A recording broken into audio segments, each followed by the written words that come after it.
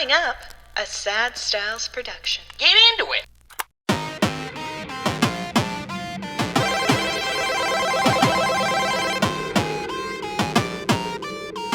And welcome to the Retrograde video game podcast, where this week we strap on our shin and elbow pads and take to the mean streets of Marseille. All French have to put on their shin, knee, and elbow pads and wrist guards before going out to skateboard. My name is Andrew Bascom, and with me, as always, is the bad boy of podcasting, Mr. Bebop himself, Mikey Pro Skaterenworth. Andrew. Yes. What a treat. What a delicious treat to be able to sit here on our 299th episode. Oh my God. And just do a little something for the hosts. Yeah, this one's for us. This one's for us. We've Tony Hawk Pro Skater. Why don't we get this out of the way? Because today what we're going to be doing on the podcast is taking a look back at one of the most iconic games in video game history, at least from a personal perspective, if not from an objective perspective. But Tony Hawk Pro Skater, the franchise, was one of those iconic games that you and I would play a lot, whether together or on our own. It was while we were playing Tony Hawk Pro Skater that we came up with the, or a bar that we used to always go to play Tony Hawk Pro Skater, where we came up with the concept of this podcast in general. We're going to be doing one of our favorite segments on this podcast, which is what people used to love us for, where we'd go back and talk about a game that we used to love. We'd rank it out of 4 bits based on our memory of the game, and then we'd actually play the game and rate and review it out of 4 bits based on how the game holds up in the modern day against the likes of modern games. Yes. And that's what we're going to be doing today with Tony Hawk Pro Skater 4. But before... 2, yeah. Before we get into the meat and potatoes of this game, I want to ask you a question. Please. You're going to hate me for doing this. Oh, no. Okay. Tony Hawk Pro Skater is one of your favorite games of all time. Yes. Right? Okay. Oh, good. You know nothing about it. No. I'm just going to ask you this very simple question. Okay. What is this game called? Tony Hawk Pro Skater 2? Is that what we're doing today? So Tony Tony Hawk Pro Skater 2. Tony Hawk's Pro Skater. Oh, it's Surgeon General. I've heard Tony. Yeah. It's Surgeon General. It's possessive. Tony Hawk's Pro Skater. I've heard people say Tony Hawk Pro Skateboarding. Tony Hawk's Pro Skateboarder. It's Tony Hawk's Pro Skater. But for a game that I constantly struggle remembering the name of the game. Or is it John Madden's football? No, it's John Madden football. What the fuck is going on here? No, exactly. We need consistency. Thanks, Obama. Well, Tim Hortons is no possessive anymore. So that's same thing. Labatt's, yeah. Usually once it becomes not the ownership of the person, and they are more of like a mascot too. Yeah. Like Tim Horton was an old hockey player. He's an old hockey player. May not know this for the Toronto Maple Leafs. They've been rebranding though, As Tim's? Yes, they very much dropped the Hortons. It's the real Sean Parker thing. Or just sleeker if you just Nene Hilario. Just go to Nene. Or share last name. Is that her real last name? Yeah. What about it's Dutch? Meta World Peace. Just going to Meta. There's a last name. And having a company. Speaking of Meta, Sean Parker. You mean Parker. run our test. Yeah, no, there we go. Just all the way back around again. Exactly. Tony Hawk's Pro Skater. Tony Hawk's Pro Skater. The franchise would be Pro Skater. I had the same point to make. Isn't that fucking wild? And Tony Hawk came along and goes, no, I'll put my stamp of approval on it. The Birdman's here. Don't worry. There's a theoretical world in which there is no franchise face of this franchise, and that franchise comes out and it's called Pro Skater. Okay, because then I was going to say the other kind of famous franchise at the time that was doing skateboarding is called Skate. Skate is another good one. So there was Thrasher, Skate, and Destroy. Okay, Thrasher, Skate, and Destroy here. That was a really good one too. Here's another question I have for you. When this game came out, did you think of it? Take me back. You're a little baby at this point. Yeah, I'm a little dinky Andy. Yeah, sure. Sitting in his diapers, 12, 13 years old. Defecating on himself. Mom comes home. You're rock hard. You're confused. The sight of my mother? You're confused. No, I'm covered in shit, and the sight of my mother. But it's fine. You were a kid. You didn't know any better. Right. Like, I'm not making fun of you. Yeah. I'm 12 and 13. You just said. Yeah. Okay. I'm not making fun of you. You're confused. It took you a while to develop. We can say that now. Sure. Andrew, we've known each other for 300 episodes plus. Yeah. Our own personal relationship. 6'4", 320 pounds. Yes. I actually shrunk in size to find the correct size for me. You were 6'4", 320 pounds in your diaper at 12 or 13 years old. Massive. I was using a whole fitted sheet as a diaper. Yes. Just unbelievable. You wouldn't even have to cut holes. You would just kick them through because you had really sharp nails as well. I did, yes. Also, yes. Your mom couldn't get close enough to cut them because of the whole defecating thing. Yeah, Well, yeah. I mean, it also was a little Oh, the awkward. erection? Yeah, that made her very uncomfortable. They're almost talons in a way, you know? She comes home. She opens the door where you're kept. It's like tossing a big raw piece of meat. And a raw piece of meat wrapped You in. can just see the green glowing eyes from the corner.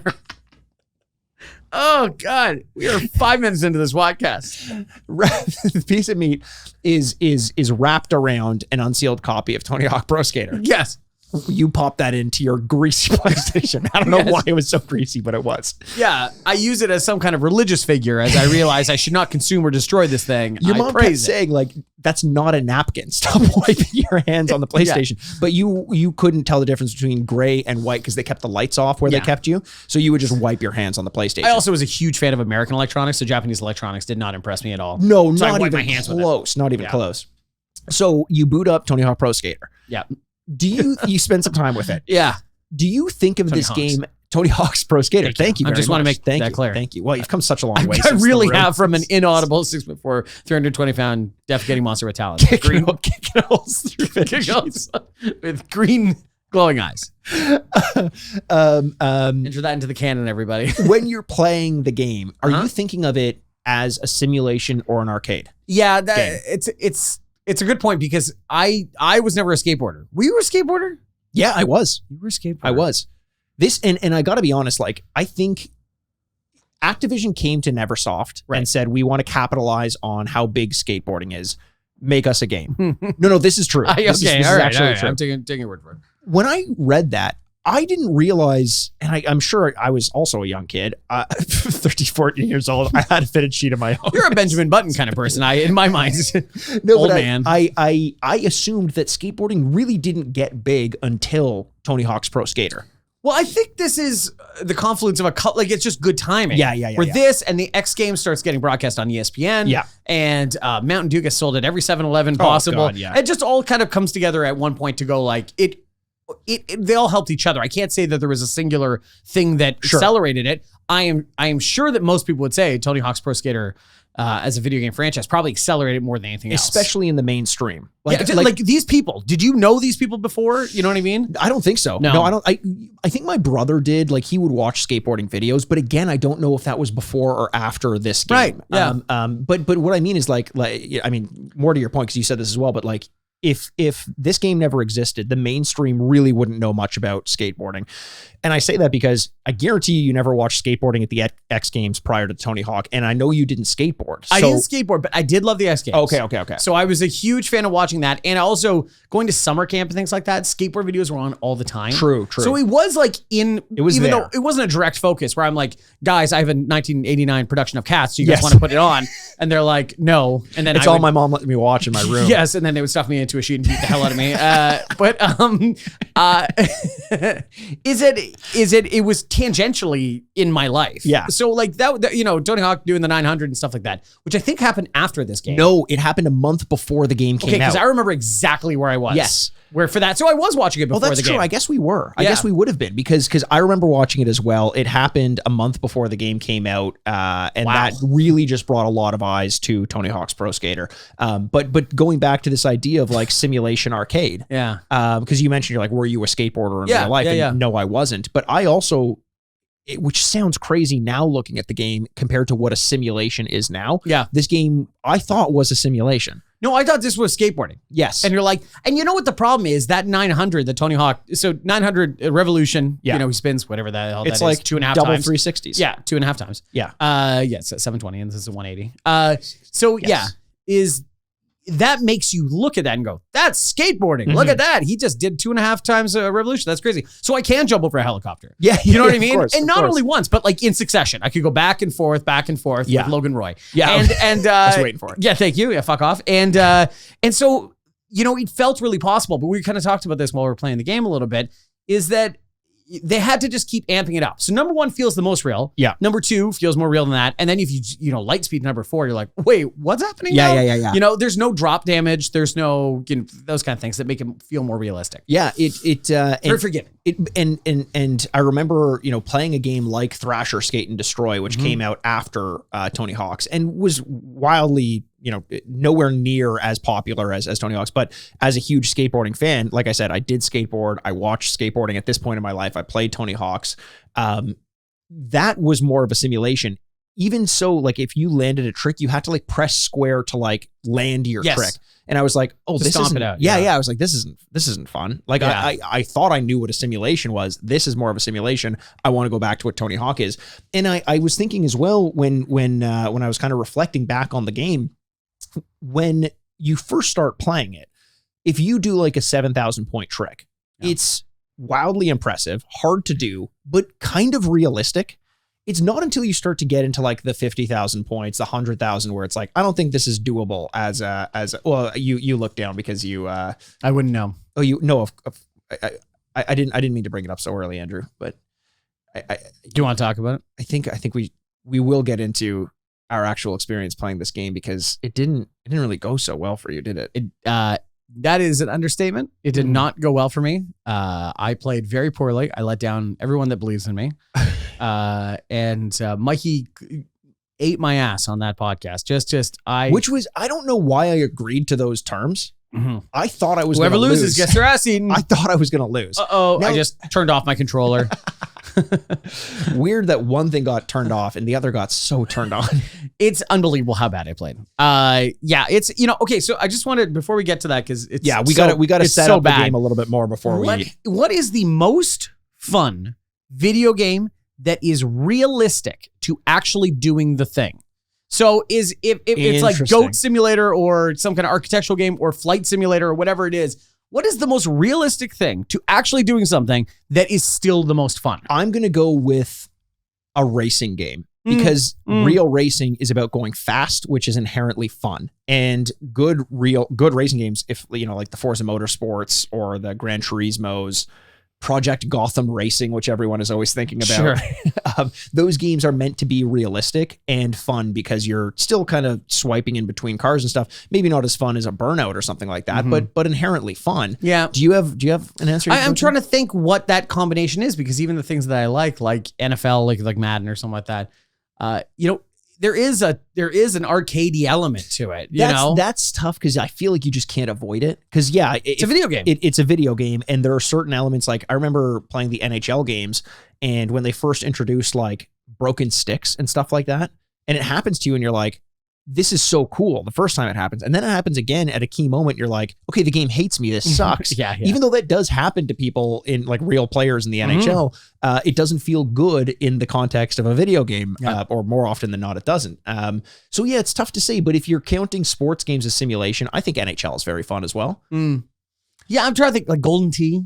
Like Golden Tee or like a Tiger Woods, but fun. Tiger Woods is not realistic though. You know what I mean? Well, neither is Golden Tee.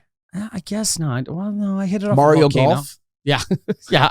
Hot Shots. Anytime we enter the Mario into the universe, we can just kind of neglect that one. I think. Exactly. I don't know. I'd love to hear you at home. Let us know what you think. The most realistic and fun. That's yes. What is the best combination of those two things? I'm still thinking racing, because the mark of a good simulation racing game is 1-to-1 with like they use the F1 simulator, the F1 video game, for example, to train F1 drivers on. Yeah. That's how they want it. Sergio Perez, who's an F1 driver. Okay. There's a story where he completed a lap on a course that he knows really well in real life. He completed that lap in the video game blindfolded. Whoa. Which to me is like, okay, that means the car has to handle the way he's expecting to. The course has to be the same. So to me, that's like almost 1-to-1 with real life, and going 300 miles an hour is also very fun. That's crazy. Yeah. God, I would love to try one of those like professional setups they have in all their homes and stuff like that. Oh my God, that would be so cool. And just like with the tilting, with the moving, but even still, I feel like you play it for like an hour and you're like, okay, I'm gonna go play Hollow Knight. Yeah, like I agree with you. That's why I'm so fascinated by the combination of it still being fun. Yeah, is because like most things, there's a reason you're playing a video game version. Yeah. You know, like that shit about like You go play Overcooked or Cooking Mom, and you're like, "Do you want to make dinner?" Like, no. Yeah. It's like, well, there's a difference, you know. Exactly. Yeah. So let's talk a little bit then about the franchise itself. Okay. So the first game was released on September 29th, 1999. Tony Hawk Pro Skater 2, which is the game we're focusing on today, was released less than a year later, September 19th, 2000, which was like that sweet spot after Y2K when we thought we'd live forever and before 9/11 when we never forget that life is precious. That is the real sweet spot. You could go, we talked about this during the gameplay part of it too, but like you could pick up pilot's wings, which if I'd explain to someone now what that meant is like, well, you get pilot's wings for going to visit the pilot while they're flying the plane. Yeah. And you're like, you went to the cockpit? You're like, yep, no one saw an issue with that. And you got real cutlery. And I could just go up eating my meal and talk to the pilot and no one thought twice of it. The pilot let me fly the plane for a little bit. I sat on his lap. It was great. You start realizing how little pilots do. And you're like, they can turn around and go, hey, what's up? And you're like, how do you think you could... Oh, this is a great question. Okay, so this is up there with, do you think you could fight a bear? Or like, what's the largest size animal do you still think you win in a fight? And most men are like, I could beat a bear. How many people think they could land a plane if they had to? Yes. Yeah, I knew that was going to happen. How many, and okay, here's the qualifier. You do get to talk to, like, you yell Mayday into the air traffic controller. They're walking you through it. Yeah. So the thing is, it's insane to somebody that has, hundreds and hundreds of hours of flying a plane, to get licensing, to get all this stuff, to get a job when all these like retired veterans are like, fighter pilots like, no, not you. We're going to take this guy. Yeah. And you could be flying a UPS plane. It's so insane that people think they can land a plane. I 100% think I could land a plane. I am so sure I could do it. Mikey, I have never been more to the point that if they said, is there anyone that's a pilot? I would put up my hand and be like, I got it. Don't worry. I'm pushing a guy in fatigues out of the way. I'm like, I got it. Everyone shut up. I'm the same with heart surgery. Shut up. Okay, I was going to be like, is there a doctor on board? Mikey's like, well, time for me. Have you taken vitamin C today or what's going on? Yeah. This is ventricle. You look around for, yeah, pretty good. You can see all the blood in his body is coming on the outside. Seems to have a lot of blood, and that is a good sign. It means he's got more to give. Yeah. Blood, it's in you to give. Yes. We should look after, where is his bile? I think we need to balance. Where does the body store the bile? Let me just for reference sake, is there another doctor on this plane? Yeah, I need to confer with him about a few things. Do you think you could land a plane? I 100% think I could land a plane. There's no question in my mind. Entrust me with not only my life, but the lives of 130 souls in the back. I can land a plane. What is with that? That's the Sully thing. The souls. Yeah, you're not talking about people, you're talking about souls. All of a sudden, like flying a plane becomes very religious, where you're like, what happens to all these souls? Because you can't say like 150 men or like 150 humans. Yeah, human. Well, I guess you could say humans too, but humans almost objectifies it. Souls just definitely makes it more tragic. Yeah, there's like weight to it. Yeah. Like the souls themselves don't live on anymore. Yeah. Just like floating you in the them Pacific to hell somewhere. Yeah. God really respects landing planes correctly, and if you don't, he's gonna curse all of you. We lost souls. God's just up there like, where the fuck did these things go? They were just over Thailand like 3 seconds ago. Yeah. Where's it? Flight Malaysia? Whatever that was. Yeah. Send more goose at the next plane, please. Let's see if Sully can deal with this. So it was developed by Neversoft, published by Activision from a franchise from a franchise point of view. By the way, we should say this. We're getting into the game now. If you haven't yet, go on YouTube and check out our gameplay segment, because we're going to start to talk about how it went and our thoughts and impressions on that. And I don't know if I've ever seen Andrew laughed in my face just there a couple times. If you wanted to see how we did, Jesus Christ, $2.99. The respect I get around here is unbelievable. Yeah, wait for 300. It's going to get a lot worse. So go check that out on the YouTube channel. So for some context for the conversation we're about to have, it's about 30 minutes of just fun gameplay. Yeah, there's a link on your episode right now. Yeah, exactly. It was released in 1999. The original, as I mentioned, they released a new game every year from 1999 to 2007, and eventually had 20 games total to date.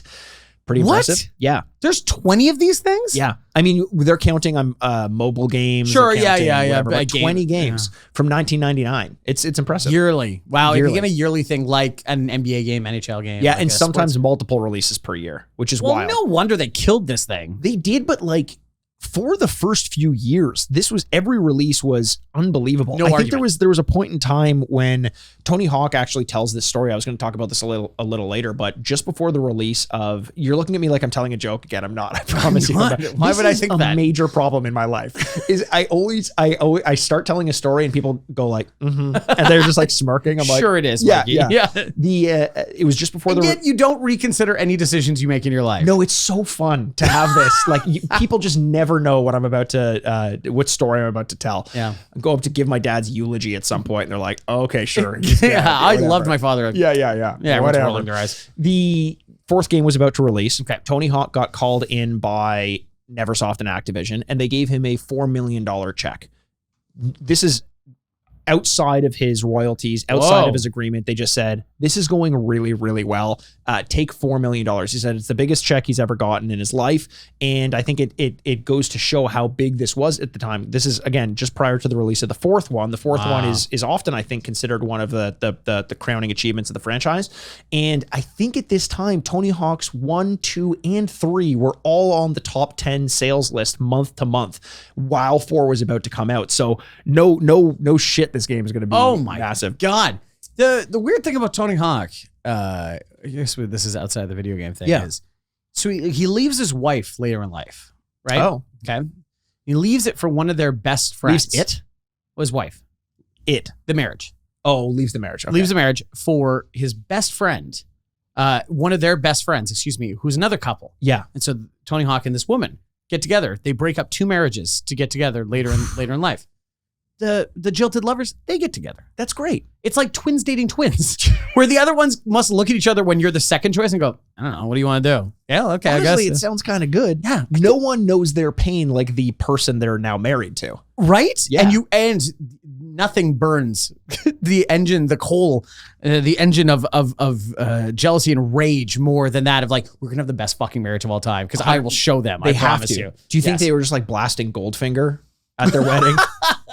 Doing it on the balcony. Yeah, he puts a ring on her finger. He's like, now your finger is gold. And I turn to the audience. Jeff Raleigh is doing the ceremony. Yeah, Alicia Steamer's there in the bathroom dropping a steamer. Yeah, 100%. Yeah. So the obviously there's kind of like, you talk about jilted. There's a jilted history of Tony Hawk post Tony Hawk Pro Skater 4, Underground. Depends. A lot of people started to drop off in their experience playing the games until 2020 when Vicarious Visions made the remake Tony Hawk Pro Skater 1 and 2, which you loved. You 100% did. Yep. We did it on this podcast. It was an unbelievable game. Now is the point where I think I think I'll give context to our reviews because we did Tony Hawk Pro Skater 1 and 2 as well as Tony Hawk Pro Skater 1 on the podcast a while back. We'll do that after we give our actual numbers, but keep that in mind. Vicarious Visions, by the way, bought by Blizzard, which was then bought by Microsoft. So if there's more remakes in there, it might be an Xbox exclusive. If there's more money to squeeze out of this rock, they're going to find a way to do it. Doesn't it surprise you, though, that we didn't get Tony Hawk Pro Skater 3 and 4? 3 and 4. Yeah. I know. I'm kind of almost like waiting for that. But it was weird going back and playing Tony Hawk Pro Skater 1 and 2, the remake, and then playing this because the remake does have things like reverts and modifiers and all that. This game does not, which is something that took a little bit of getting used to for us when we went to play the game. But prior to 2020, I'm talking about this jilted era of Tony Hawk. After Proving Grounds release in 2007, Robomoto took over the franchise, beginning with a skateboard peripheral for the game Ride. Do you remember this? I do remember this. This would have been though for Wii or something, right? I think it was actually on most major consoles. Okay. I just maybe assumed it would have been Wii as well. Yeah. But this is like peak peripheral time, maybe on the downslope of it because you got Guitar Hero, Rock Band, really massive in like 2007, 2008. DJ Hero, everything. It was like slap a peripheral on it. Absolutely. But those games, I think we'll go over the reviews of all the video games, but they did not measure very, very well in Metacritic and that. Activision, I mentioned this, actually approached Neversoft to make this game at first, and they wanted it to be a racing game like the Sega arcade game Top Skater. Do you remember Top Skater? Yeah, I do remember Top Skater. Wow. That was speaking of peripherals, you were on a skateboard and you was basically be like a downhill slope and you would just go. But Neversoft said, no, we don't want to do that. Racing game isn't going to be it. And they showed them the engine. Obviously that's where it took off. Neversoft made this game using an engine. Do you remember the game, or have you ever seen the cover of a game called Apocalypse? No, what does it look like? You'll know it because it has Bruce Willis on the cover. It's a Bruce Willis video game. They use the engine for that to make the original Tony Hawk Pro Skater game, which is kind of interesting. So yeah, thankfully Neversoft got involved, because otherwise this would have just been a skateboarding racing game. And Bruce Willis? With Bruce Willis. Yeah. With Bruno himself? Bruno? Yeah, his name's Bruno. Bruno Willis? When Bruce Willis released his debut album, it was, I think, called You Can Call Me Bruno. Oh. I'm fairly sure that's And we all said, no, thank you. And we're like, can you just go back to making movies? And he's like, got it. That's like my favorite musician, Bruce Mars. Right. Yes. I refuse to call him anything but Bruce Mars. If your name's Bruce, go by Bruce. Yeah, Bruce. We gotta have a comeback of Bruce's. There's not enough people named Bruce anymore. Great White Sharks. Yes. Steven Spielberg's lawyer. My uncle. You had an Uncle Bruce? I have an Uncle Bruce. You have an Uncle Bruce? I have an Uncle Bruce. I still do. Congratulations to him. Yeah. I mean, he's not my uncle. He's someone's uncle, and I have him tied up somewhere. Oh, boy. The first game took less than a year to develop with a 12-person team. Imagine being on that 12-person team and seeing how massive this game became. My God. I mentioned a month before release, Tony Hawk did the 900. Tony was offered $500,000 by Neversoft and Activision as a buyout for his likeness. This is at a time when he had never seen a $500,000 check before. And he said part of him wanted to take it. Obviously, it's $500,000 back in 1999. The other part said, if they're willing to pay me so much right now for like an unproven thing, there has to be something else to it. His gut told him not to do it. He said he'd already bought his house, so he felt comfortable enough that he didn't like desperately need money. Yeah. And within 2 years, he made 10 times that amount. I mean, you talk about that $4 million check that they gave him. I love the idea that they're like, we have too much money. Would you like some of it? We've been trying to give it away to everybody. No one will take it. I am always fascinated by the story of George Clooney after Gravity. So Gravity got made only on the backs of like Sandra Bullock and George Clooney signing on. Right. Because they had no budget for it, so they couldn't pay them. Right, but it's easy to hold something on your back in space because it's weightless. No one can hear you scream. Sorry, because it's weightless. Right. And so they said, well, you'll be part of the profit sharing, which was, popular at the time. And now studios have learned this is probably a bad idea. Yeah. And so he made $1 bazillion off of it, right? Because it was pretty successful. And he took his like 12 best friends and they all got like $1 million in a briefcase. He got them together and they all had like a bag and he goes, this is all yours. Everyone's going to take a bag. This is the way it goes. And they're like, and they're opening up. And the one guy that said no, but he said, all you have to take it or you're not getting it. And one of the guys was Randy Gerber, who is the Gerber baby. No. He just has a factory of Gerber babies. No. He is Cindy Crawford's husband. And he eventually starts Casamigos Tequila with George Clooney. And so he was pretty well off. And he's like, I don't need this. And he's like, and everyone is looking at him like, hey, Randy, take the goddamn money. Wait, why would he say that all of you have to take it or none of you can take it? Because I think he was forcing Randy to take some. Oh. Yeah, he's like, one of you can't just be like, no, thank you. Yeah. No. Yeah, I'm always fascinated by this story. That's a fascinating story, but he ended up taking it. Yeah, everyone took their money. I would have killed that person. I know. And then taken his $1 million and said, I'm his proxy. I want this. Yeah. Randy, split it up, man. It's all good. Yeah. So franchise sales, you talk about him choosing to make a royalty on it instead of getting his likeness bought out. Over $1.4 billion to date. So who the fuck knows how much he's actually made off of this? Good for him. Tony Hawk Pro Skater 2, which is the version that we're doing. And his new wife. Yeah. And their new family. I hope they signed a prenup. I hope they signed a prenup. Absolutely. What did she do? Right? Did she help develop the video game? Well, neither did Tony, so it doesn't really matter. You know what? He was involved in the development. Fuck off. He didn't go he went to coding school. Yeah. He's like, those zeros look like skateboard wheels, and the ones look like a stood-up skateboard. I would never hit this line in Marseille. And everyone's like writing things down like, Oh yeah, this is Tony's dropping gold from up top here. Sometimes when I'm really high up in the air, I land directly on my head and blood goes everywhere. Wouldn't it be funny if I had to jump over a homeless guy routinely? And everyone's like, well, I guess that's what we have to do. We all hate homeless people, right? For no good reason. Yeah. You know the way cops hate us for no good reason? Why don't we turn that energy towards homeless people? When I'm really feeling it, I could see the letters skate, S-K-A-T, whatever the rest, fill it in. Chad Musk is like, Q. Q's like, good one. Chad, Q will probably dominate your life later one day. And I see them flying everywhere and I was like, Okay. All right. Okay, we'll do something with that. Chad should have said 3 until it rotates around the other way. Let's go over some of the reviews. We're talking franchise, right? In this, I have the reviews of all the Tony Hawk Pro Skater games, so we can see the rise and fall of this, right? Tony Hawk Pro Skater, the original, 94%. Wow. Tony Hawk Pro Skater 2, 95%. Wow. Tony Hawk Pro Skater 3, 93%. Tony Hawk Pro Skater 4, 93%. Wow. Tony Hawk Underground. Is that's sequentially what comes after 4? After 4. Okay. I want you, okay, how about this? Yes. You, from now on, tell me how much higher or lower the review is from the game before. I'll give you the name of it. Okay. And so Tony Hawk Underground relative to 4, which was a 93%. I'm going to say 7% less. Only 2% less. It was Really? 91%. I liked Underground. I loved Underground. Yeah. That may be the peak of the franchise for me, to be honest. I don't know. 4 might still be the peak. Once you start walking around, I really, It was, looking back on it, for sure. But at the time, when you had the ability to get off your skateboard and run around, and you had the photo in the PS2 that mapped your face onto your player character. That was really cool. It's another thing I want to talk about just around Thug is that is the missions. Round Thug was my nickname, by the way. Round Thug? As my rap name, yeah. It was Fat Joe. Fat Joe, Round Thug. Round Thug, yeah. Is that a lot of the story, the way that the characters spoke to each other and a lot of the story and missions and stuff like that, and the rise of Tony Hawk Pro Skater, Tony Hawk's Pro Skater, and Jackass.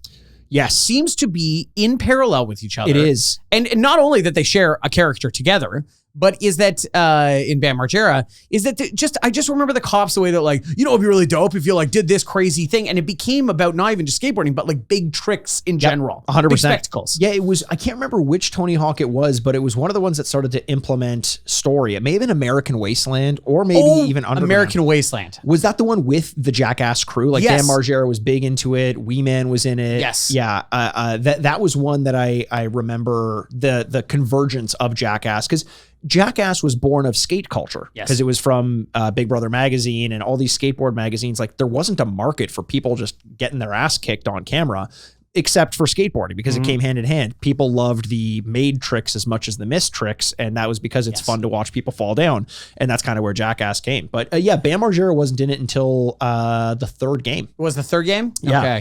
Okay. So Tony Hawk Underground, 91%. Where did Thug 2, the first actual sequel, I guess, of a game? Okay, so maybe not. Well, it was only a 2% drop, so I'm going to say it's a 3% drop to 88%. It is, you were right the last time, 7%, 84%. Okay. Tony Hawk American Wasteland. Okay, so I remember this game not being well liked, and I loved it. Yeah, I really liked it as well. Hitting me right in the right spot of being like a teenager. Everything was funny, and it was a combination. But I imagine this game was not good. Yeah. So I'm going to say it was 82%, which is a 3% drop. That would be 2%, but it was a 79%, so a 5% drop. I agree with you, but that was my exit point of the franchise. It was the last one that I spent much time playing, because I couldn't even tell you what the next game is. Downhill Jam. No, it was on the Wii. Oh, it was 75%, 69%. Nice. Project 8. What? Yeah. What are these things? Project 8 came after Downhill Jam. It was in the Tony Hawk franchise. I think, I don't know enough about it to speak on it. It may have been a Neversoft release that after they lost the rights to Tony Hawk's Pro Skater. Oh, okay. That we'll move past that one. It's an 81%. Project 8 was what my mother called me as a kid. Why is that? Well, there was a lot going on. You were the 8th? I guess so. But I never really thought about that. There was 7 failures. 7 before prior me? failures. Oh, fuck. Did they share this? I don't mean to dredge up bad memories, but did they share the space with you? Not that I can remember. No? Not that I can remember. But then again, I got really big fast, so maybe I was feeding off of something. Oh, maybe this was all taking place in the womb. Yeah, maybe that was it. It's a typical womb situation. Absolutely. Womb to tomb, Womb to tomb. Proving Ground. Jesus Christ. It went up. 75%. It's 75%. 72%. Okay. Ride. This is the first one to introduce the peripheral. This can't be good. 69% again. 52%. Holy shit. Yeah. Shred, the second one to have a peripheral. Negative 24%. This one goes up to 67%. Oh, good. What a huge bounce. It was so much better. Yeah. I mean, relative to into Ride. mediocrity. HD, the HD release. 77%. 69%. Okay, that nice. Here's the fun one. It's been a long time, Andrew, but we finally get Tony Hawk Pro Skater 5. There was a Tony Hawk Pro Skater 5? There was a Tony Hawk Pro Skater 5. What year is this? This would have been 20, maybe like 17 or 18 or something. How would I not play this game? You'll find out soon. 60%. 39%. Holy shit. It was massively broken. Wait, what? Oh, really? Just didn't work? Yeah. It was a terrible rushed game. It may have been a reskin. Yeah, I know. You had so many years to put this one together. It also wasn't Neversoft. And then we get the Tony Hawk Pro Skater 1 and 2 releases. Do you know what that got? 90-something percent. 90%. 90%. So back to their former glory. Where is you taking the 10% off? Like, I'm sorry, not being like incredibly biased, but like 90%? Oh, I'm stressed not higher. You know what? We'll get to this when we get into our modern reviews and our history of giving Tony Hawk games modern reviews. Yeah. Because I just don't know that the game, I think it's missing a little something for modern games. And I think that's maybe where the 10% is. I think that it's one of the best remakes ever. Yeah, I would agree with you. But does that make it a perfect game today? I mean, it obviously goes back to the question of what is a perfect game, but yeah, I mean, it clearly worked a lot better for you. You 100% at the game. Well, yeah, and I would say it didn't take that much, and that's not like a brag. I just think it's more of a slim game. So maybe that's where you're saying like maybe that's where I agree with you that it's just missing a little bit, but that's something we can talk about soon. Sure. Just a couple more things to get through before we get into our reviews of it, Andrew. Another question for you to kind of break up the facts here. What is your least favorite objective in Tony Hawk games? That is a great question. Well, I can tell you off the remake, the most frustrating one was ollieing the magical bum in Venice. Oh, yeah. I just had so much trouble finding that fucker. And then, the worst part is all his lines were always like, stop bugging me. And you're like, yeah, leave this guy alone. What is like, I'm a multimillionaire guy. There's just like a $4 million in my check. And I'm like, get over here. I'm going to haul you. They had like bums were rampant in those games. They were everywhere and they were hobos, vagrants, Oh, and here's the thing. I, as a well-established, successful individual, look at skateboarders as vagrants and bums and fools. Yes, 100%. How dare they turn around and point the finger at someone else? I know. The other day I tried to give $5 and he's like, I'm Chad Muska. I'm like, oh, okay. Sorry, Chad. And then he took the $5. He's like, he really needs it. Could use it. So speaking of, we talked about this during the episode. Yeah, can we get that? There you go. I've got my Chad Muska. If you're watching over on YouTube, I've got my board that it's the centerpiece of my and it's the one that he plays in the game. It is. Let's see if Andrew can get that. Oh, there you go. There you go. Nailed it. It's his iconic board where he's sitting. If you're listening over there, where he's sitting down on he's got some headphones on. He's sitting on a piece of red. I don't know how else to describe it. A piece of red. Sitting on a piece of red, and it says Muska on the side. Yeah, it's a great board. Skateboard deck culture is very fascinating. I love it. I think getting skateboards as a decoration is a very cool thing to do. And I say that as someone with one, but still, I do believe that's I think doing that was very cool of me. I think it was legit, maybe. What we're looking at with the BioShock posters and the Chad Muska thing, here. I think that is the coolest thing I've ever done. Is the coolest thing he's ever done.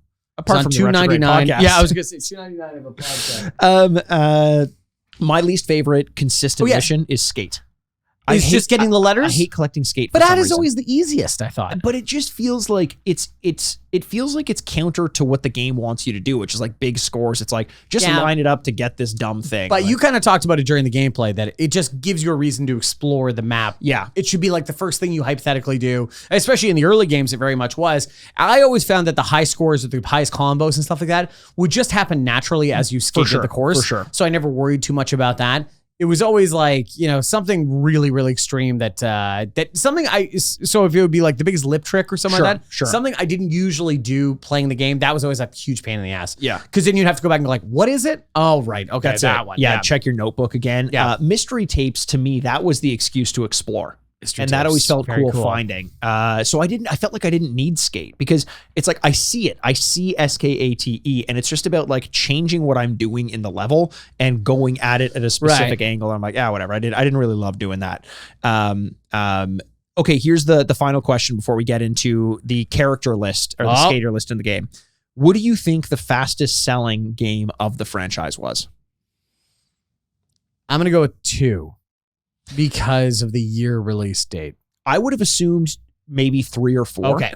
But it's the remake of Tony Hawk Pro Really? Skater 1 and 2. Where the hell are they not? Where's 3 and 4? I know, right? It sold 1 million copies in the first 2 weeks of the release. Do you explain that people are hungry for a franchise that they have not played a lot of, clearly?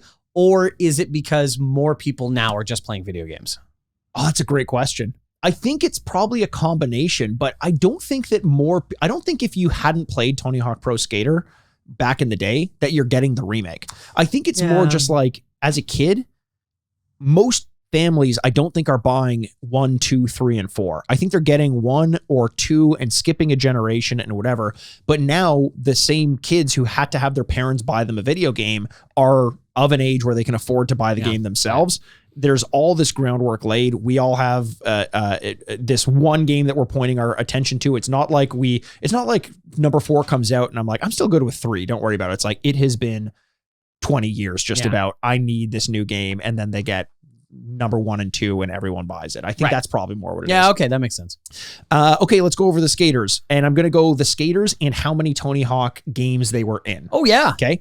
Bob Burnquist. Yeah, all of them, right? 8 games. 8 games, okay. Kareem Campbell, 5 games. And not all the games, because most of the more recent games don't have the older guys in them. Yeah. So it's like Day on Sun is one of them. Like all the newer people who I don't even really know of that much. Kareem Campbell, 5 games. Rune Glifberg, 5 games. Tony Hawk. Rune Glifberg sounds like a piece of architecture in Greek mythology. Yeah, I'm not. Okay. Yes. Yeah. Tony Hawk, all of them. Bucky Lasik, 5. Tony Hawk 6. Whoa. What happened there? Where did Tony go? So what'd you say last one? Sorry. Bucky Lasik, 5. Chad Muska, 6. Andrew Reynolds, 8. Jeff Rowley, 5. Elisa Steamer, 5. Jamie Thomas, 5. Steve Caballero, 4. He debuted in Tony Hawk Pro Skater 2. Okay. Rodney Mullen, 8. Also debuted in Tony Hawk Pro Skater 2. Eric Costin, 5.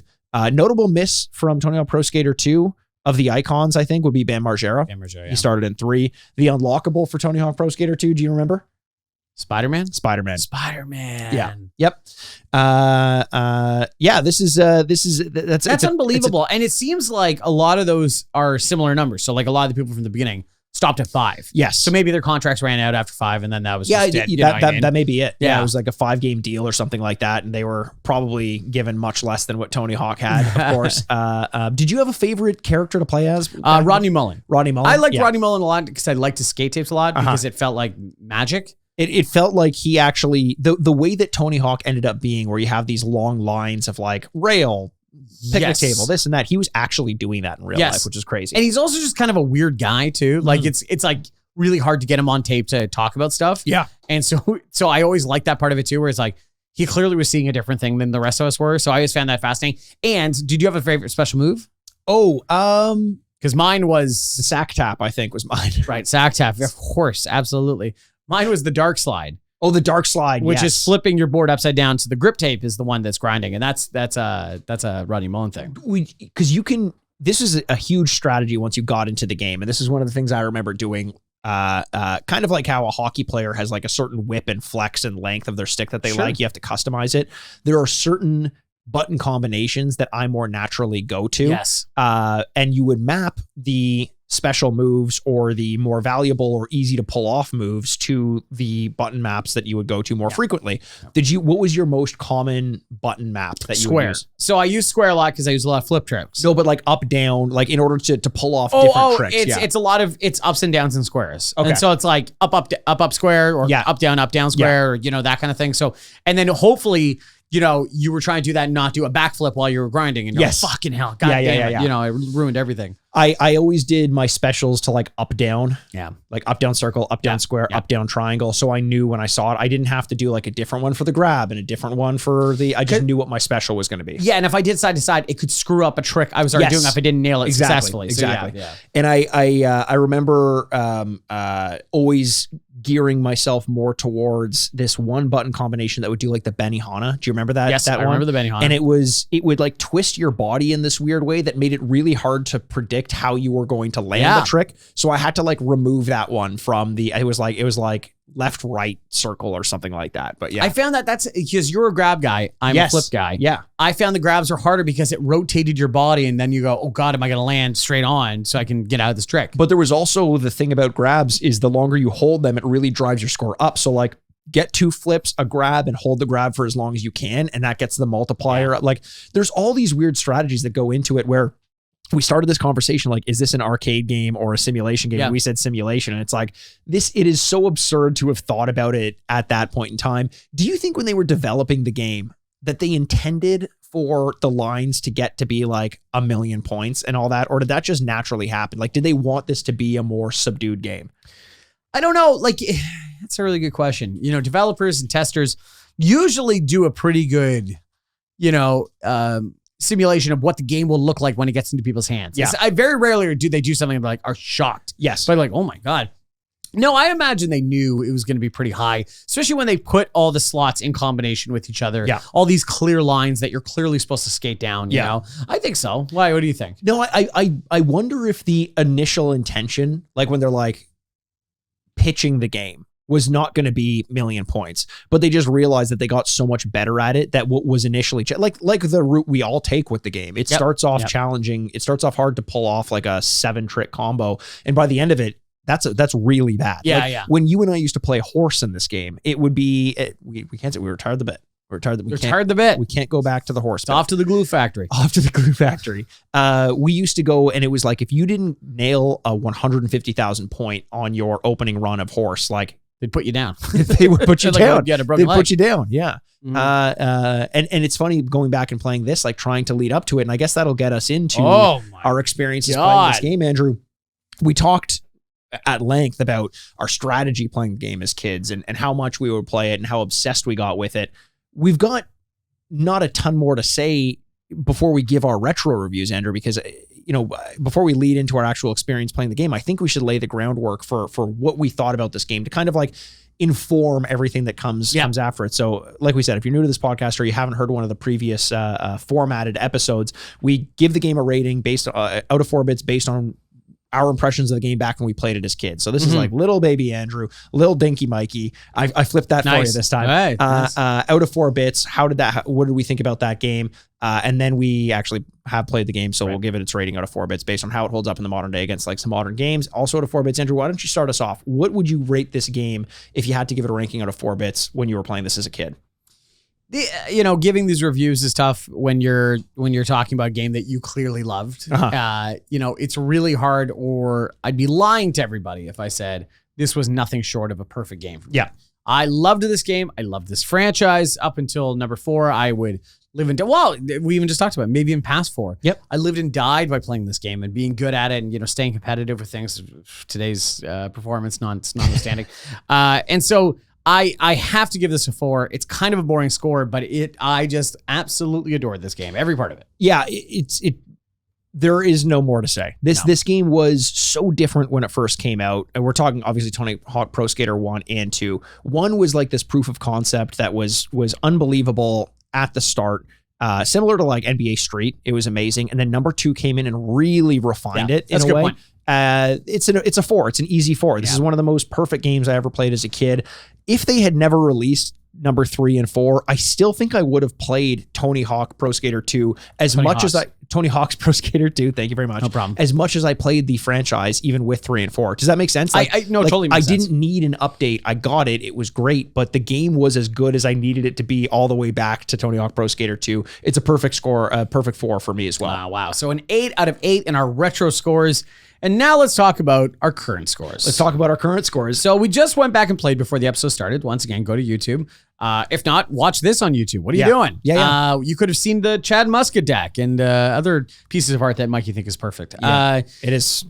I mean, maybe not as perfect as Tony Hawk Pro Skater 2, but like it's, again, just really cool someone to do that. It doesn't even have to be me doing it, but it's really, really cool. Do you know where you bought these from? I'm pointing at the BioShock stuff.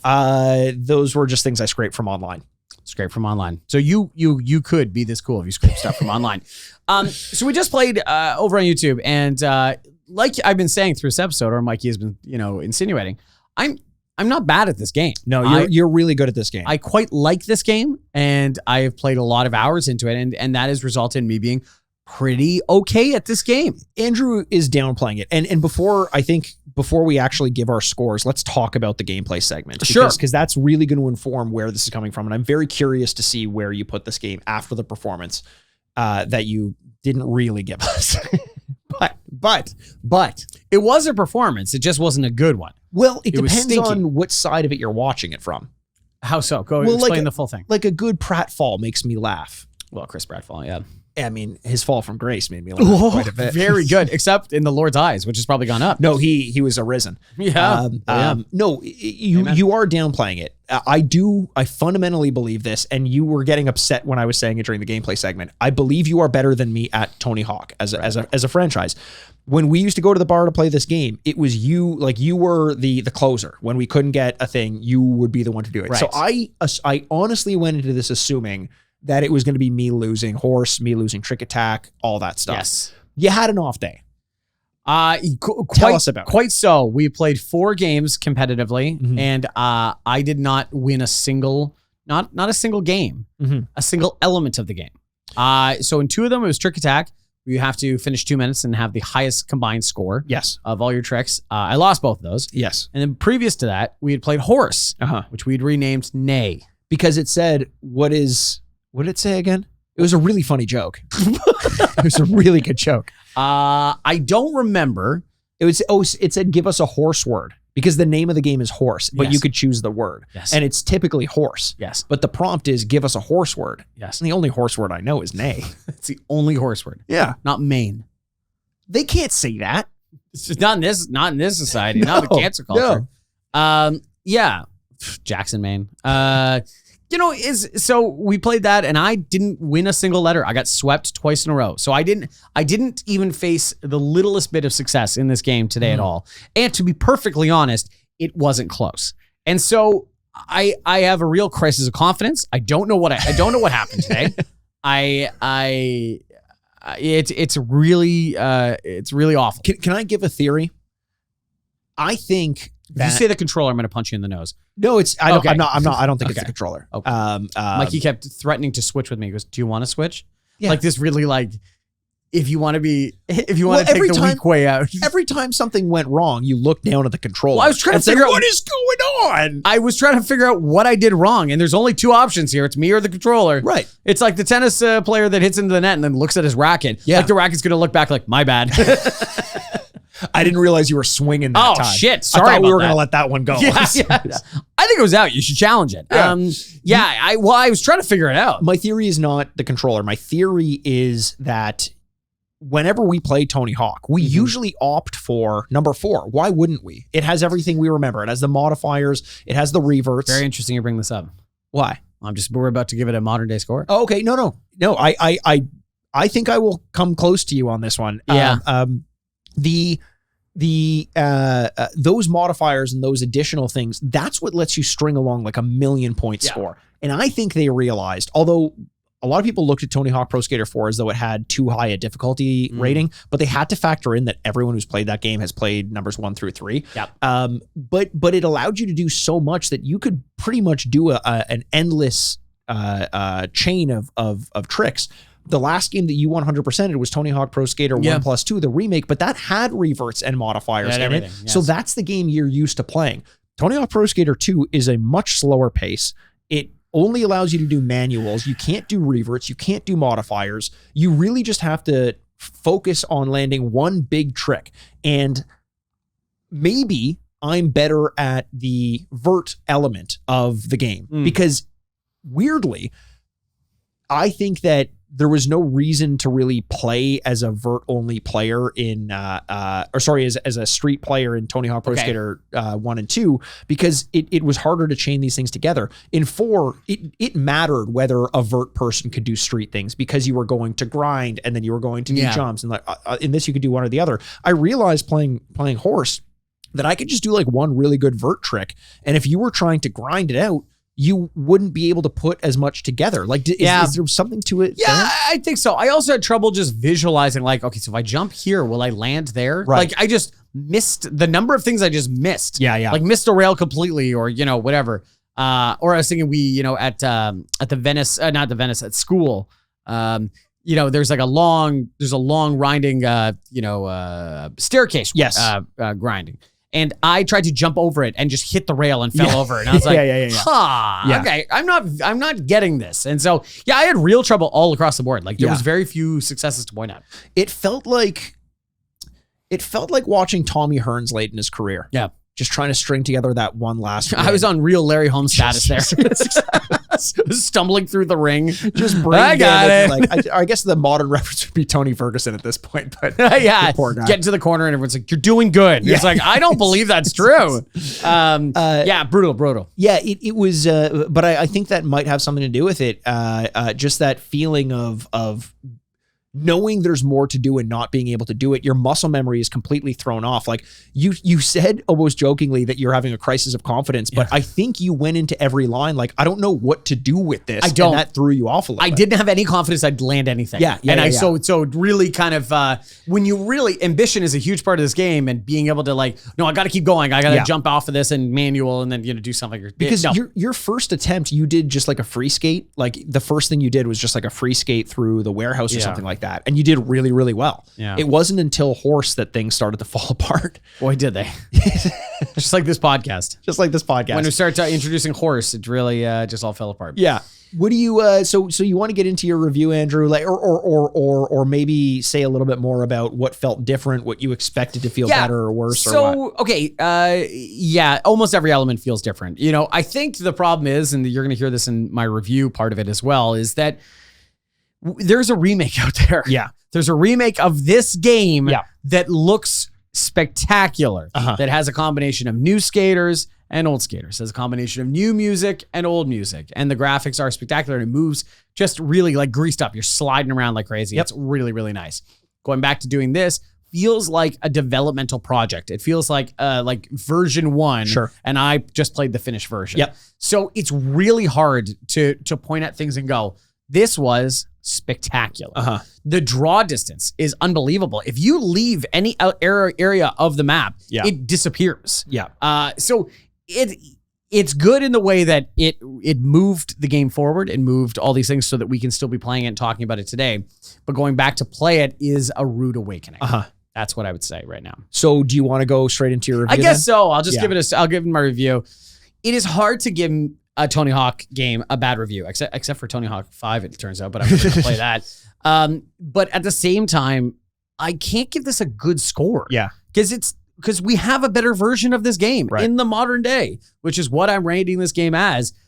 Yet you go back and you play, it's got this certain nostalgia of a game that you can't access because they made everything better. Yep. You know what I mean? Some of the quirks, some of those little like rough spots are the parts that people love about the game.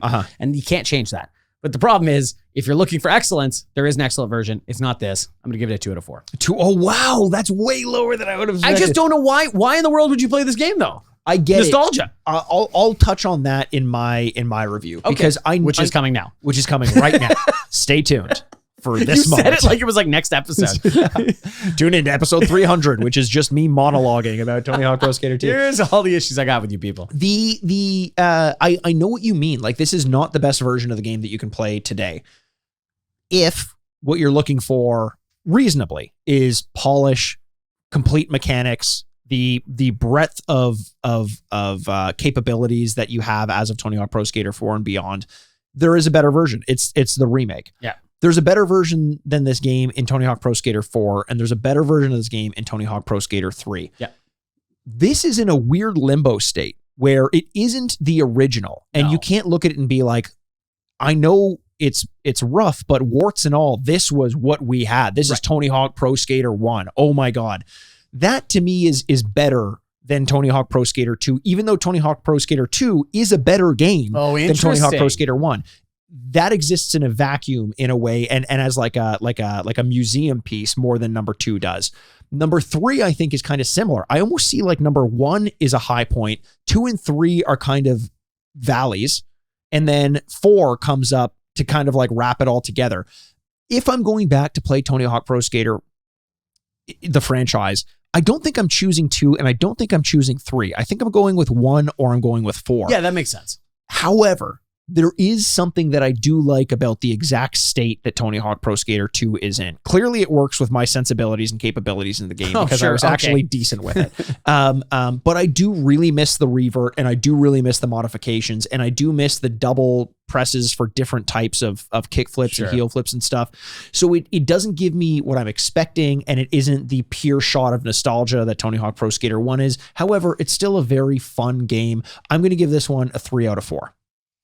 Yeah, good for you. You're finding the more natural spirit in this than I am. If I just strip the nuts and bolts, I just have a very tough time arguing for this game. Even giving it a 2, I think is me being sentimental. I think though that you're right in the hard-nosed approach that you have to it. The question that we ask is, can you play a better version of this game in the modern day? And I say, yeah, of course you can. However, I can also say that there are other games that were rated a 3 or maybe even a 3.5 that I don't think I would spend as much time. Like, think about Desert Island game. You only have Tony Hawk Pro Skater 2.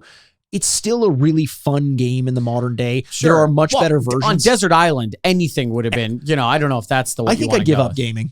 Yeah, you think so? Yeah. What would you get into? Probably crab racing. Yeah. Yeah. Like I get on the crab and just say go. And it's like, stop squishing me. Yeah. Yeah. Oh, they talk to. Well, at this point, I'm losing my goddamn mind, Andrew. And I just want to say something about like the remake culture element of it, because I've also railed against the idea of everything needs to be remade. I think that's a bad idea in general. I'm glad that Tony Hawk 1 and 2 remake is out.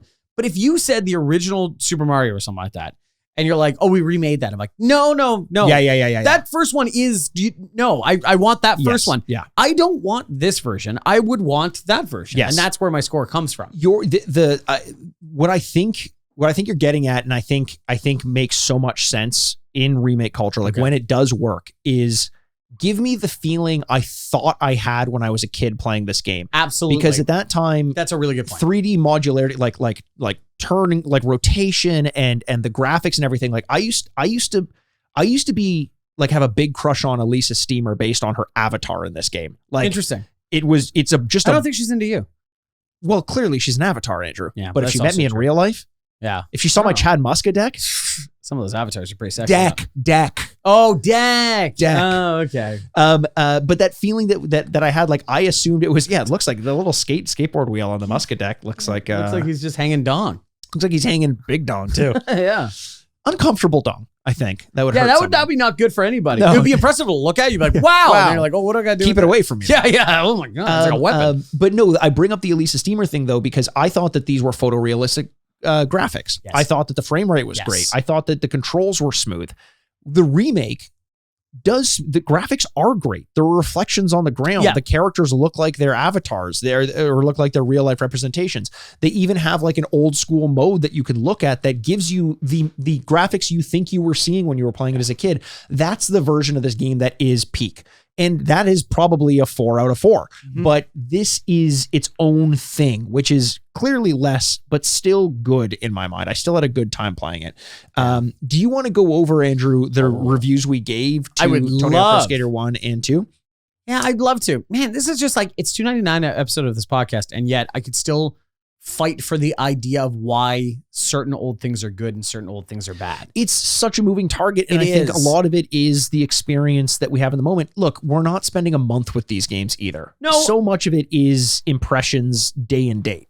And if you had a certain love for the game, you're going to fight harder for it. Whereas if you just picked it up cold, you're like, well, it's okay. And you're like, no, it's beautiful. Yeah. And it's the same thing of like, reviewing retro cars or something like that. And going like, oh, the 1968 Porsche sucks because there's no Bluetooth or something like that. And you're like, well, that's not, come on, man. It's not the spirit of it, but still, if I'm going to drive a car, I want it to be. There's no seat warmers. Yeah. Manual steering. No, I'm not strong enough. No, I'm not. There's no power steering. There's no power steering. Just cranking.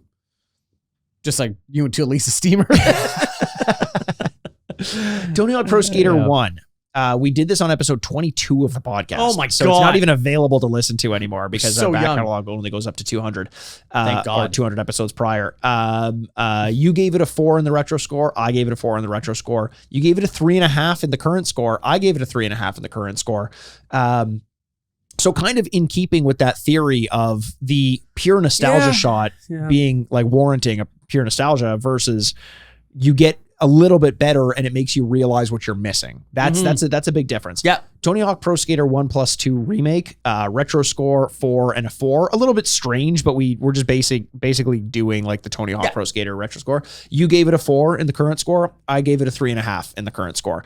And that's because in the modern day, I just think that these games, I mentioned this earlier, are missing a little bit. Yeah. There's something, I remember playing it for like an hour or two and being like, another run at the fucking skate park. I'm like, okay, like I missed some. I want a little bit of story or a little bit of something that's keeping me going here. And Mikey plays the show baseball game. He's like, another baseball game, another single baseball game. So what? Next you're gonna tell me we're playing 2 baseball games tomorrow? Oh, because of the rain delay before. Yes, exactly that. Jesus. Yeah, Wrigley.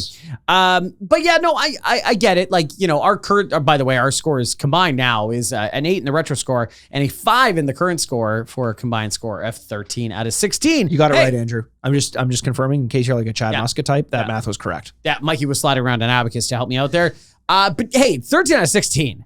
Great score. You know what I mean? It's a great score. I feel like I'm defensive for no reason. Obviously, like on the back, similar to being on the back of Gravity was on the back of George Clooney and Sandra Bullock. Mm-hmm. This high rating is on the back of 2 perfect 4s in the retro score. That's doing a lot of the heavy lifting. But I think we should go find out. Actually, it's one thing to look at the number, but it's another thing to look at the awards that this game won. Andrew, oh my goodness! Do you want to go skate on over to the red carpet over here? Yeah, 100%. Don't skate on the carpet; you'll probably fall.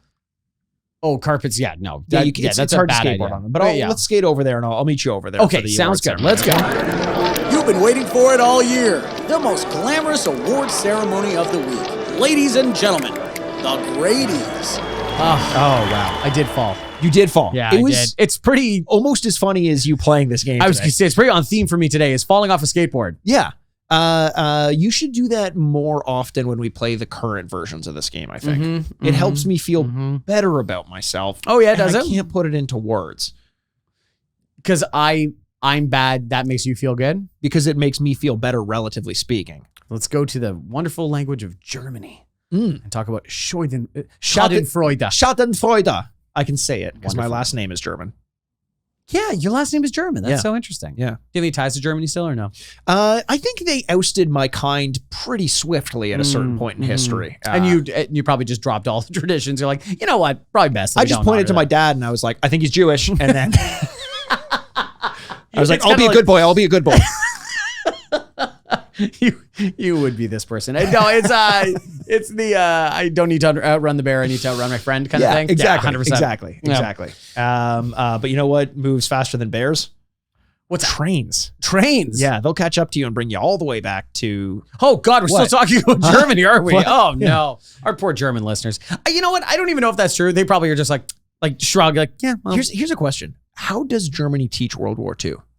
I think with brutal honesty. You think so? Yes, because this is now we're getting down a real thing. Okay, kids, sit down. This is when we really fucked up. Well, because there's a big thing about when they talk about I'm sorry if I'm hurting anyone's feelings.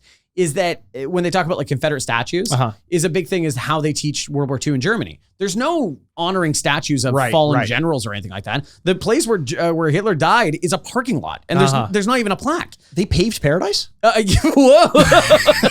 Whoa, that's me holding my collar. Oh God. So it's just I think that is part of it where they're like, yeah, this is it. Not good, Bob. You know, not great, Bob. Well, not good either. Yeah, I agree. Speaking of the award ceremony, look at us. It's classic award ceremony. 2 people go up there and talk about their politics. Yeah. Oh, stick to what you're good at. And then I'm like, what? What is that? What is? They're like, we're waiting too. Do you know? I have no idea. Okay, here's Elliot. He's skating on by. Oh, cool. He's got the muscle shirt and a backpack, just like Chad Muska. Oh, Chad Muska. Very similar to Chad Muska in general. Very similar to Chad Muska in general. Ripped as all hell. Yeah, Chad Muska's character model had the beefiest arms. I don't think he did in real life, but yeah. Yeah, I don't remember him being like a beefcake. No, I don't think he was a beefcake. But hey, Elliot. Elliot, why don't you reach into that backpack of yours and let us know the awards that this game won? Beefcake sounds delicious, by the way. Do you want a beefcake? I'd rather a chocolate cake, if I'm being completely honest. Oh, okay, that's fair. Yeah. Chocolate beef. The Field of Childhood Dreams. If you play it, they will review it fondly. Oh no, don't, Mikey, don't. Oh, The crack of the bat. Ooh, baby, I can feel the crack of the bat in my very, very soul. Yeah. It's the Field of Childhood Dreams. It's the Field of Childhood Dreams. Which, to this day, not 100% sure what that means. Because you've never seen Field of Dreams. It's called the Field of Childhood Dreams Award. Yeah, but it's a pun, I guess, on Field of Dreams, the movie, where Kevin Costner builds it and ghosts come out of the cornfield. Okay. It being a baseball diamond. So it's a scary movie. No, there are parts of it that are pretty scary. Yeah, like what? Father and son relations. Oh, I was gonna say little girl chokes on hot dog. Little girl chokes on hot dog. Yeah, right. I forgot about that. Yeah, that's the climax.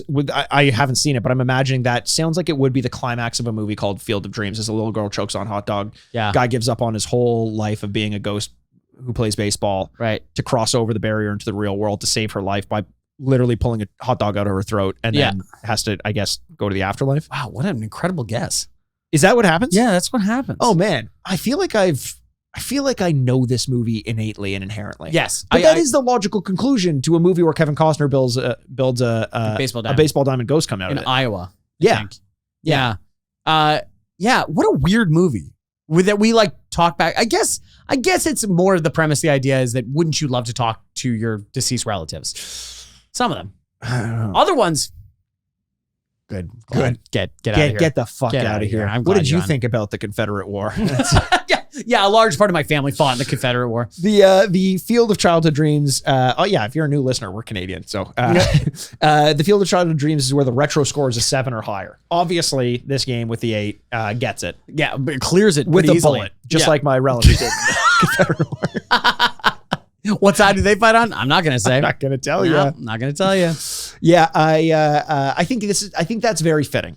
I agree. If we're going to highlight any element of this game, I'm glad it's winning an award for how we loved it as a child. Yeah, the only other award that it may have come close to getting is the rose-colored glasses award, where the current score is significantly lower than the retro score. That would be a difference of 4. Yeah. There's only 3. If you and I gave it the same review, then it would have. Like, there is a world in which if you gave it my review, yes, then yes, we win that award. If I give it your review, it goes to the Hall of Fame. It probably would have gone to the Hall of Fame. Actually, definitely would have gone to the Hall of Fame. I'm just saying. Yeah. So if we had 2 hosts who were just more like one another, they were both good at Tony Hawk Pro Skater 2. Jesus Christ. This hurts immeasurably. Like I can't, this is going to bug me for days. Yeah. No, I understand. Yeah. I'm just glad I don't have to go through it with you. Yeah, no, you don't. I'd rather you not, to be honest. It's very frustrating, and I'm really disappointed, everyone, and I'm so sorry. Yeah, well, Andrew, that was episode 299. Wow. Happy to go back and do a Tony Hawk game. And you know what? I'm happy that the review wasn't exactly as we expected it to be. It gave us something to talk about. Yeah, no, I struggle with that. What, talking? You're just figuring out things to talk about. Yeah, this podcast is usually like, well, another 21-minute episode. Yeah. This is episode 299. Obviously, a huge milestone's coming up in the next episode. And so we'll get all nostalgic and whatever in the next episode. But we did, I've been monitoring our email address, and we've got a lot of emails that have been sent from a lot of you. That's incredibly nice of you. And we want more. We want to read, we'll read as many as we can on the podcast, time constraints, because we're doing a fucking banger of a game for episode 300. So we'll read as many of the letters as we can. And if we don't end up reading it online, the one that you send, we're sorry. We are going to read it ourselves and kind of, and we'll get back to you and everything. But yes, like Mikey's saying, please get at us. Write something, send a voice memo, send a tweet, send a whatever picture, whatever it is. If this podcast has meant anything for you over the last 5.5 years, which is just bananas, it means a lot to us. So we'd love to hear from you so that we can celebrate all this together. 100%. The Retrograde Podcast at gmail.com, or hit us up on our socials. But the best notes we've been getting have been gone to our email address. So send them there. That's so nice. Well, we can't wait to celebrate episode 300 all together, this time next week. Until then, we love every single one of you. We always have, and we always will. My name's Andrew Bascom, and with me as always is the bad boy of podcasting, Mr. Bebop himself, Mikey Aaronworth. This is the Retrograde Podcast. Game over. Fuck Andrew, you. Don't you. Fuck you. You're such an asshole. God damn it. Furnished by Sad Styles Productions. I look at skateboarders as vagrants and bums and fools. Yes, 100%.